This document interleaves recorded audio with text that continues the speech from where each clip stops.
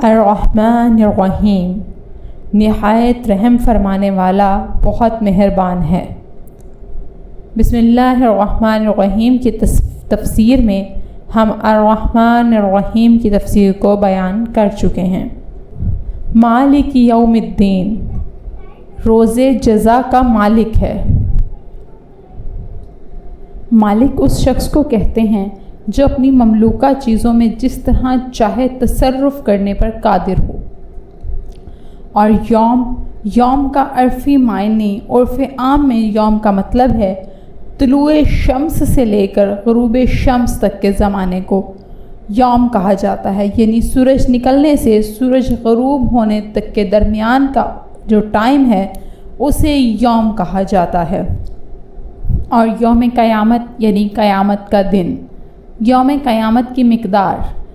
قیامت کے دن کے متعلق قرآن مجید میں ارشاد ہوتا ہے تعرج الملائکۃ والروح الیہ فی یوم کان مقدارہ 50,000 سنہ، سورہ معارج کی آیت نمبر 4، جس کا ترجمہ ہے جبرائیل اور فرشتے اس کی طرف عروج کرتے ہیں جس دن عذاب ہوگا، اس دن کی مقدار 50,000 سال ہے۔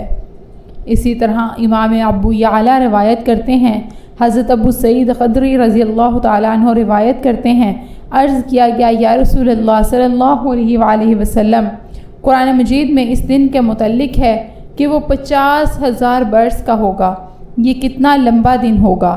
رسول اکرم صلی اللہ علیہ وآلہ وسلم نے فرمایا قسم اس ذات کی جس کے قبضہ و قدرت میں سیدنا محمد صلی اللہ علیہ وآلہ وسلم کی جان ہے، مومن پر اس دن میں تخفیف کر دی جائے گی، یعنی اسے کم کر دیا جائے گا، حتیٰ کہ وہ جتنی دیر میں دنیا میں فرض نماز پڑھتا تھا اس پر وہ دن اس سے بھی کم وقت میں گزرے گا۔ کچھ لوگ وقوع قیامت پر عقلی دلیل طلب کرتے ہیں۔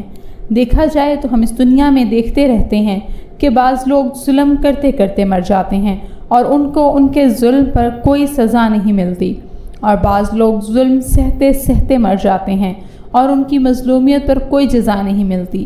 اگر اس جہان کے بعد کوئی اور جہان نہ ہو تو ظالم سزا کے بغیر اور مظلوم جزا کے بغیر رہ جائے گا، اور یہ چیز اللہ تعالیٰ کی حکمت کے خلاف ہے۔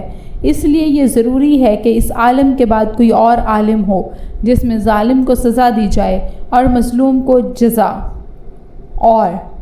اور سزا کے نظام کے برپا کرنے کے لیے یہ ضروری ہے کہ اس عالم کو بالکلیہ ختم کر دیا جائے، یعنی بالکل ہی ختم کر دیا جائے، تب ہی تو جزا اور سزا جاری ہو سکتی ہے۔ جب بندوں کے اعمال ختم ہو جائیں گے تب ہی جزا اور سزا کا فیصلہ ہو سکے گا۔ جب تک تمام انسان اور یہ کائنات ختم نہیں ہو جاتی لوگوں کے اعمال کا سلسلہ ختم نہیں ہو سکتا۔ مثال کے طور پر قابیل نے دنیا میں سب سے پہلا قتل اپنے بھائی کا کیا اور قتل کرنے کا طریقہ ایجاد کیا۔ اب اس کے بعد جتنے بھی قتل ہوں گے ان کے قتل کے جرم سے قابیل کے نامہ اعمال میں گناہ لکھا جاتا رہے گا۔ اس لیے جب تک قتل کا سلسلہ ختم نہیں ہو جاتا قابیل کا نامہ اعمال مکمل نہیں ہوگا۔ اسی طرح حابیل نے ظالم سے بدلہ نہ لینے کی رسم ایجاد کی۔ اب اس کے بعد جو شخص بھی یہ نیکی کرے گا اس کی نیکی میں سے حابیل کے نامہ اعمال میں نیکی لکھی جاتی رہے گی۔ اس لیے جب تک اس نیکی کا سلسلہ ختم نہیں ہو جاتا حابیل کا نامہ اعمال مکمل نہیں ہوگا۔ اسی طرح جب کوئی شخص مسجد یا کنواں بنا کر مر جاتا ہے تو جب تک اس مسجد میں نماز پڑھی جاتی رہے گی یا جب تک اس کنویں سے پانی پیا جاتا رہے گا اس شخص کے نامہ اعمال میں نیکیاں لکھی جاتی رہیں گی۔ اس کے برعکس اگر کوئی شخص بت خانہ، شراب خانہ بنا کر مر گیا تو جب تک وہاں بت پرستی یا شراب نوشی ہوتی رہے گی اس کے نامہ اعمال میں برائیاں لکھی جاتی رہیں گی۔ اس لیے جب تک یہ دنیا اور اس دنیا میں انسان موجود ہیں اس وقت تک لوگوں کا نامہ اعمال مکمل نہیں ہو سکتا، اور لوگوں کے نامہ اعمال کو مکمل کرنے کے لیے دنیا اور دنیا والوں کو مکمل ختم کرنا ضروری ہے، اور اسی کا نام قیامت ہے۔ خلاصہ یہ کہ اللہ تعالیٰ کی حکمت اس بات کی متقاضی ہے کہ جزا اور سزا کا نظام قائم کیا جائے، اور جزا اور سزا کو نافذ کرنے سے پہلے قیامت کا قائم کرنا بہت ضروری ہے۔ یہ دنیا دارالامتحان ہے اور اس میں انسان کی آزمائش کی جاتی ہے، اور اس امتحان کا نتیجہ اس دنیا میں ظاہر نہیں ہوتا، لیکن نیک اور بدعطاعت گزار اور نافرمان، مخالف اور مومن اور کافر میں فرق کرنا ضروری ہے، اور یہ فرق صرف قیامت کے دن ظاہر ہوگا۔ اللہ عز و جل سورہ نجم کی آیت نمبر 31 میں ارشاد فرماتا ہے، تاکہ برے کام کرنے والوں کو ان کی سزا دے اور نیکی کرنے والوں کو اچھی جزا دے۔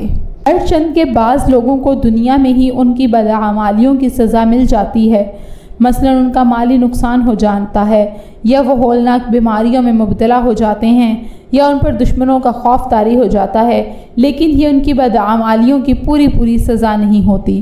اور ہم کتنے ہی لوگوں کو دیکھتے ہیں کہ وہ ساری عمر عیش پرستی اور لوگوں پر ظلم و ستم کرنے میں گزار دیتے ہیں، پھر اچانک ان پر کوئی مصیبت ٹوٹ پڑتی ہے اور ان کی دولت اور طاقت کا نشہ کافور ہو جاتا ہے، لیکن ان کے جرائم کے مقابلے میں یہ بہت کم سزا ہوتی ہے۔ اس لیے ان کی مکمل سزا کے لیے ایک اور جہان کی ضرورت ہے، جہاں قیامت کے بعد ان کو پوری سزا ملے گی۔ اللہ عز و جل سورہ سجدہ کی آیت نمبر 21 میں ارشاد فرماتے ہیں، اور ہم ان کو بڑے عذاب سے پہلے دنیا میں ہلکا عذاب ضرور چکھائیں گے تاکہ وہ باز آ جائیں۔ مالک یوم الدین، دین کے لغوی معنی کو اگر دیکھا جائے تو دین کا مطلب ہے جزا اور مکافات۔ قرآن مجید میں مالک یوم الدین کا مطلب ہے یوم جزا کا مالک۔ دین کا معنی عادت بھی ہے، دین کا معنی اللہ تعالیٰ کی عبادت ہے، دین کا معنی اطاعت ہے۔